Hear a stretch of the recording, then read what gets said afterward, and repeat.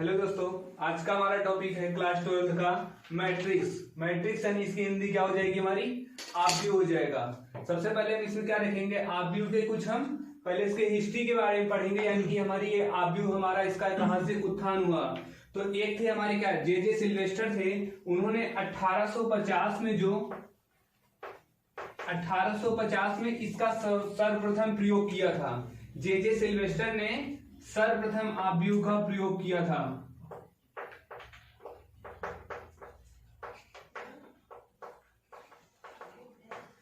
जे Sylvester ने इसका सर्वप्रथम प्रयोग किया था। उसके बाद इसका उतना यहाँ पे उत्थान नहीं हुआ था। इसका जो संपूर्ण उत्थान हुआ था वो हमारा 1858 में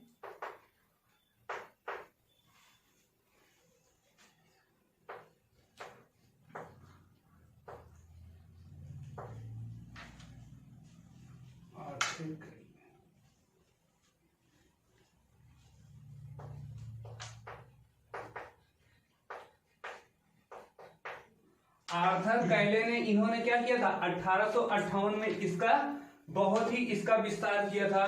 तो इन्होंने ही लगभग इसके सब कुछ दिए थे। इसका जो यहाँ पे प्रयोग होता है, इसका प्रयोग हम देखेंगे हमारा दैनिक जीवन में इसका आव्यूह का प्रयोग कहाँ पर होता है। तो हमारा दैनिक जीवन में जो आव्यूह का प्रयोग होता है, जैसे अगर हम किसी स्कूल में क्या करेंगे, पीटी कराते वक्त अगर हम लड़कों को क्या करें, लाइन से लगवाते हैं, तो एक हमारा क्या बनता है, वहां पे एक हमारी सारणी बनती है। जैसे यहाँ पे मान लीजिए क्लास 10 का हो गया, ये हमारा 11th का हो गया, ये हमारा 12th का हो गया। तो यहाँ पर ये जो हमारा क्रम होता है, ये सब इसको हम किस क्रम से खड़े कराते हैं, तो ये हमारा हमको सबसे ज्यादा ज्ञान कहाँ पे मिलता है, ये हमारा आव्यूह के रूप में होता है। और अब इसकी हम बात करेंगे इसकी परिभाषा। तो इसकी जो परिभाषा होगी,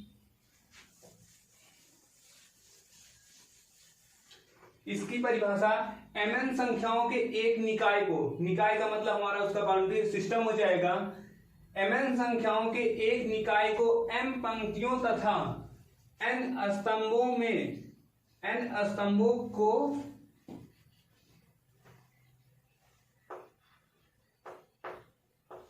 आयताकार सारणी के रूप में व्यवस्थित करने की क्रिया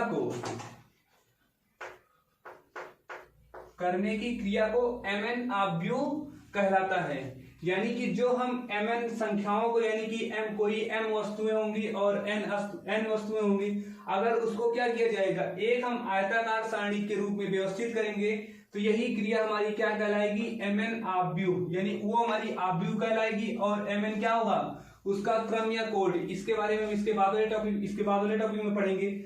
और इसको जो यहाँ पे व्यवस्थित किया जाता है, इसको तीन प्रकार से डिनोट किया जा सकता है। एक तो हमारा ये हो जाएगा बड़ा कोष्टक, और एक हमारा क्या होगा, स्मॉल यानी कि छोटा कोष्टक, और तीसरा इसको डिनोट करते हैं इस तरीके से भी क्या किया जाता है, आव्यूह को दिखाया जाता है।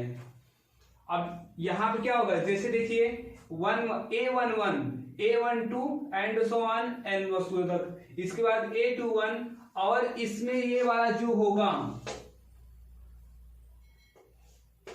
इस वाली रेखा को हम क्या बोलते हैं, पंक्ति बोलते हैं।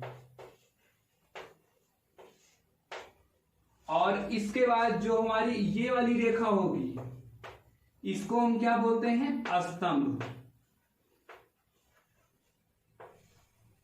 इसको क्या बोलेंगे, यानी कि जो, और ये जो हमारी क्षैतिज रेखा होगी, क्षैतिज रेखा मतलब इस प्रकार से, आप लोग 10th में हाईलाइट डिस्टेंस में पढ़े होंगे क्षैतिज और ऊर्ध्वाधर।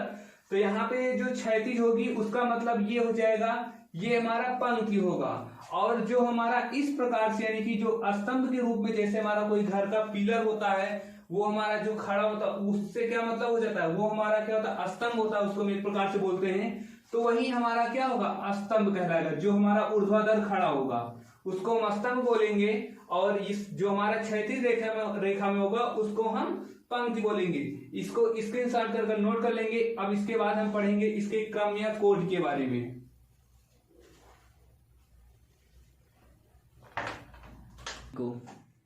अब इसके बाद हमारा जो दूसरा टॉपिक है वो हमारा क्या है, आव्यूह के क्रम या कोड। तो आव्यूह के क्रम या कोड से हमारा क्या तात्पर्य, इसके बारे में हम देखेंगे। तो यहाँ पे जो हमारा आव्यूह के क्रम या कोड ही होगा, जैसे किसी आव्यूह में यम पंक्तियों तथा n स्तंभों हो तो, यानी कि अगर m पंक्ति होगा और n स्तंभ होगा, तो इसके बाद अगर यहाँ पे ये कंडीशन यहां तक अगर हम पहुंच जाएंगे तो इसके बाद यही हमारा क्या हो जाएगा, m क्रॉस n क्रम का कोटि या क्रम या कोटि कहलाएगी। जैसे इसका उदाहरण लिख लेंगे,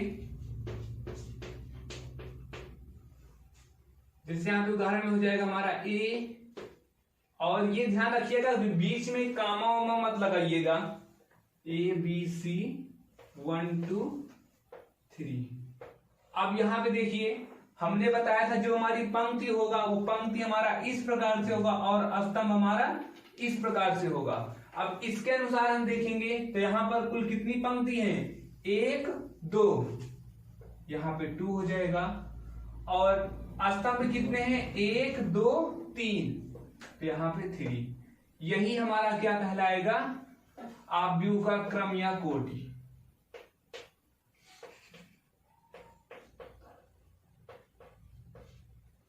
क्रम या कोटि। और यहां पे हम लिख सकते हैं नोट करके, आव्यूह में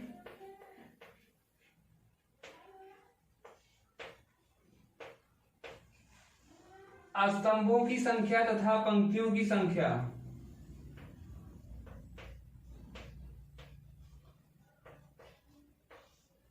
स्तंभों की संख्या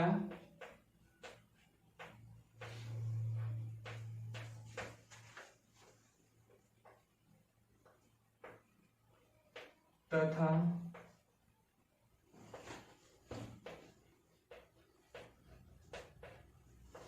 पंक्तियों की संख्या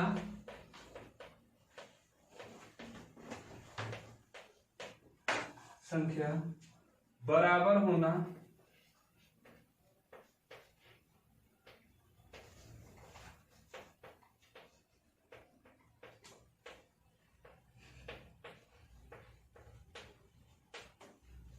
आवश्यक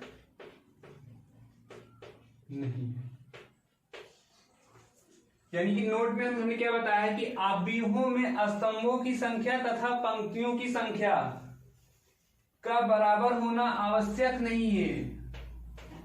यानी कि चाहे बराबर होगा या नहीं होगा, जो हमारा m और n होगा ये हमारा डिफरेंट भी हो सकता है या हमारा इक्वल भी हो सकता है। जैसे इसका एक एग्जांपल अगर हम और देख लें, जैसे यहाँ पे मान लीजिए 2 3 5 6, तो यहाँ पे इसका जो क्रम कोटि होगा वो हमारा 2 क्रॉस 2 होगा। इसका जो क्रम और कोटि होगा वो हमारा क्या होगा, 2 क्रॉस 2 होगा। तो इसी प्रकार से हम क्रम कोटि की संख्या बताएंगे। जैसे और इसमें अगर इसी में अगर पूछ ले जाएगा इसमें तत्वों की संख्या, तो अगर इसमें तत्वों की संख्या पूछेगा, या इसको नेक्स्ट वाली हेडिंग बना के लिख लेंगे, इसको पहले इतना स्क्रीनशॉट कर नोट कर लीजिए। देखेंगे आव्यूहों के तत्व, तो आव्यूहों के तत्व में देखेंगे मान लीजिए हमारा कोई आव्यूह है m क्रॉस n का। जब ये हमारा कोई m क्रॉस n का हमारा कोई आव्यूह होगा तो इसमें जो यहाँ पे अगर इसमें तत्वों की संख्या अगर हमको निकालना होगा तो तत्वों की संख्या निकालने के लिए हम देखो क्या कर सकते हैं, यहाँ पे a11 comma a12 comma a13 comma and so on comma amn, इतने तत्व होंगे। तो अब यहाँ पे इन सभी तत्वों को हम निकालने के लिए हम क्या करते हैं, में तत्व होंगे। ठीक, जब यहां तक हमको पता चल गया कि अब इतने तत्व होंगे यानी कि सभी को काउंट करेंगे तब हमको मिलेगा तत्वों की संख्या।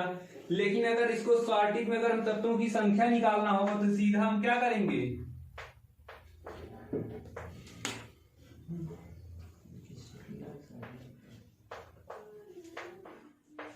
तत्वों की संख्या इक्वल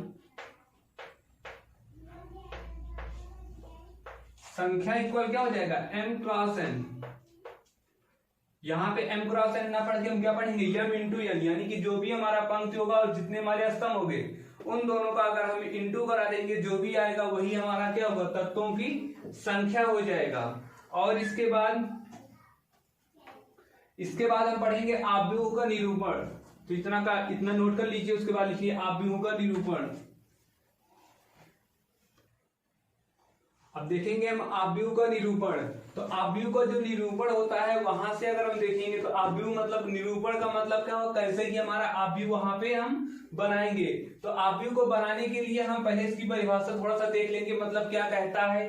तो जैसे हमारा क्या होगा, आव्यूह को प्रायः अंग्रेजी वर्णमाला के बड़े अक्षरों से डिनोट किया जाएगा, यानी कि जो भी हम आव्यूह लिखेंगे, आव्यूह को हम जैसे कैपिटल ए से लिख दें या बी से लिख दें या सी से लिख दें, चाहे जिससे लिखेंगे उसको हम किससे लिखेंगे, कैपिटल से लिखेंगे।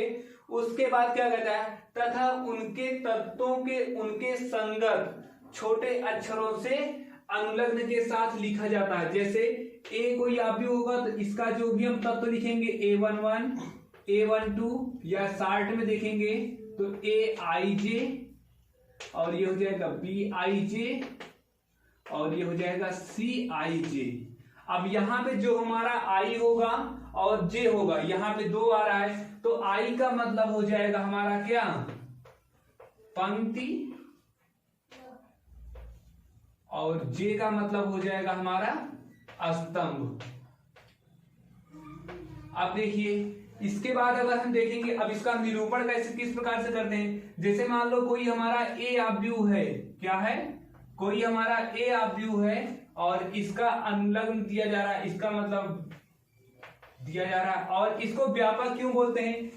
आप लोग 11th में पढ़ चुके होंगे थीटा के व्यापक मान, जैसे sine theta is equal to sine alpha.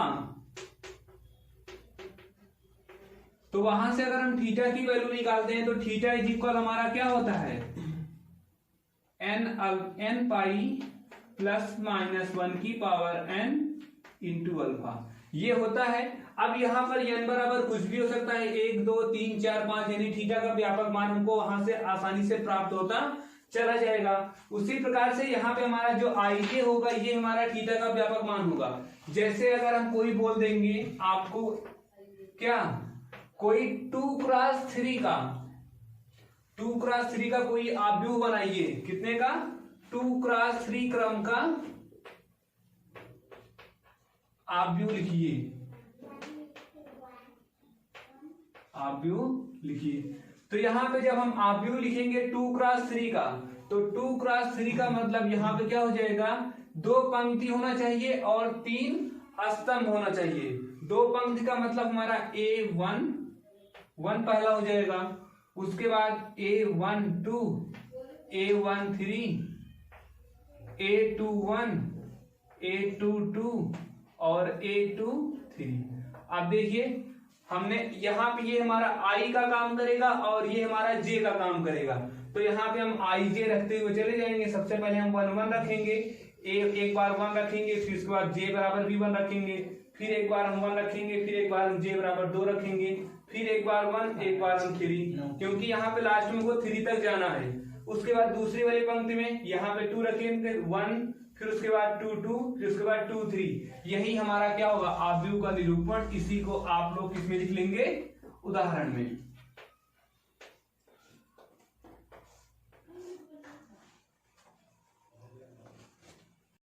अब इसके बाद हम देखिए क्या करेंगे। अब नेक्स्ट वीडियो में हम आव्यूह के प्रकार के बारे में पढ़ेंगे कि हमारा आव्यूह कितने प्रकार का होता है और उसके क्या देखेंगे, उसको हम किस प्रकार से डिनोट करते हैं, उसका क्रम और कोड क्या होता है। इसके बाद हम नेक्स्ट वीडियो में इसको देखेंगे।